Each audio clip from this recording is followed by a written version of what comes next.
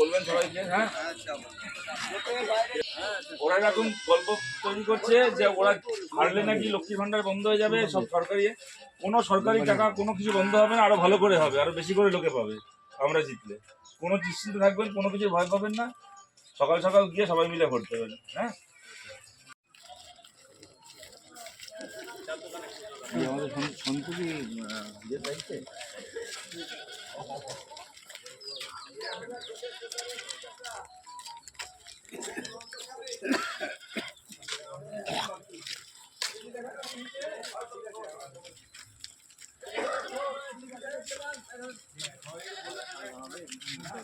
বাকি সব বন্ধ হয়ে যাবে, ওই নিয়ে ভয় পাবেন না, ঘাবড়াবেন না। এগুলো সরকারের টাকা, এগুলো কোনো মুখ্যমন্ত্রীর পকেটের টাকা নয়। যেরকম সরকারের টাকা পাচ্ছেন সেরকম পাবেন, আমরা জিতলে আরো ভালো করে পাবেন। কোনো কিছু বন্ধ হবে না, খালি ওদের জুলুমবাজি বন্ধ হবে। আজকে একটা কোনো লিস্টে নাম তুলতে গেলে ওদের সঙ্গে মিছিলে যেতে হবে, ওদের মিটিংয়ে যেতে হবে, ওদেরকে টাকা দিতে হবে। এই যে জুলুমবাজিটা বন্ধ হবে।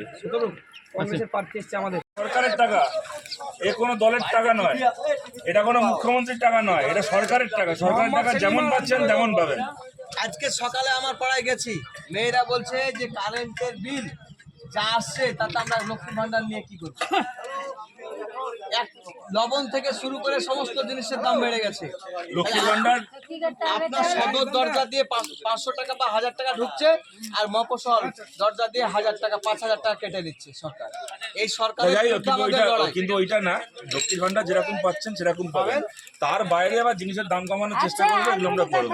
আগে যে 500 টাকা লক্ষ্মী ভান্ডার দেন আমরা খেতে পাইনি, কন্ট্রোলের রেশন দেন আমরা খেতে পাই, এটাই হ্যাঁ এখনো লক্ষ্মী ভান্ডার দিবে না, কন্ট্রোলের রেশন দিবে না, আমরা এখনো খেতে পাবো।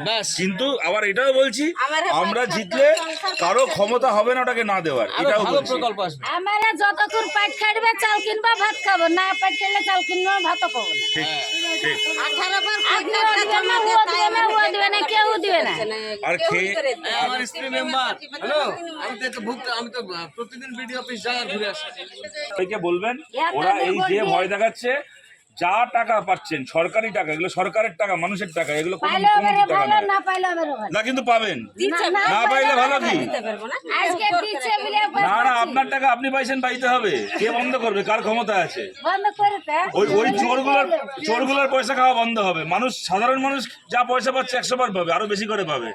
ওই চোরেদের পয়সা খাওয়া বন্ধ করতে হবে, তার জন্য পাশে থাকবে। বাড়ি পারো না, ঘর পারো না, দেয়ার পারো না, 500 টাকাতে কি আছে আমাদের? ঠিক। আজকে বন্ধ করে দেখ, 500 টাকা করে দেব, 500 টাকা নিয়ে এখন আমারে সাদরে কলকাতা যাবে খাইতে, ততক্ষণ আমারে কংগ্রেস কাস্টে দিতে, কংগ্রেস দিতে ভোট দিতে তো পুরে না বাঁচবেন, অনেকদিন বাঁচবেন। বিধানসভায় প্রার্থী, লোকসভায় মোহাম্মদ সেলিম। একটা বুথও দখল হবে না, কারোর ক্ষমতা হবে না, যাকে ইচ্ছে ভোট দেবেন, কিন্তু নিজের ভোট নিজে সকালবেলা গিয়ে দিতে হবে। খালি বুথে গিয়ে ভোটটা দেবেন, বাকি আমাদের লোকজন থাকবে। কারো ক্ষমতা হবে না একটা বুথ দখল করার, কোনো চিন্তা করবেন না, কাউকে ঘাবড়াতে হবে না। কার ক্ষমতা দেখবো, কে চেনায়? আমরা থাকবো, আমরা আছি, কারো ক্ষমতা হবে না ভোট চেনায়। পঞ্চায়েতে ছিনিয়েছিল, অনেক জায়গায় আটকাতে পেরেছি, সব জায়গায় আটকানো যায়নি। এইবার ওই দিদির ইলেকশন কমিশন আর দিদির পুলিশ ভোট করাবে না, এবার ওদের হাতে ভোট নয়, নিশ্চিন্তে ভোট দেবেন। সবাই থাকবো আমরা, কারো ক্ষমতা হবে না একটা ভোট লুট করার, নিজের ভোট নিজে দেবেন। এবার ওই মমতার পুলিশ দিয়ে ভোট হবে না, আমাদের সবাই থাকবে, মনের জোরে যাবেন, যাকে ইচ্ছে ভোট দিন, আমাদেরকে দিন, আমাদের বিরুদ্ধে দিন, যাকে ইচ্ছে ভোট দিন, কিন্তু নিজের ভোট নিজে দেবেন, কারো ক্ষমতা হবে না জোর করে ভোট দেওয়ার।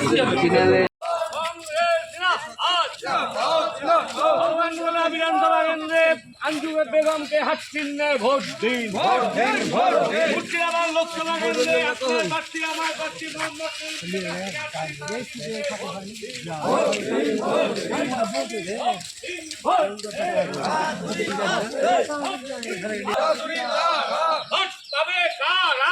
চিহ্ন ছাড়া আবার এক আওয়াজ আঞ্জু বেগম দিচ্ছে, মা বোনেদের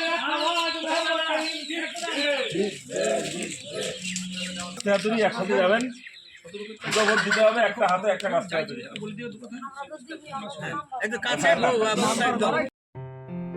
আসন্ন লোকসভা নির্বাচনে রাজ্যের প্রতিটি প্রান্তে বামফ্রন্ট প্রার্থীদের জয়ী করুন।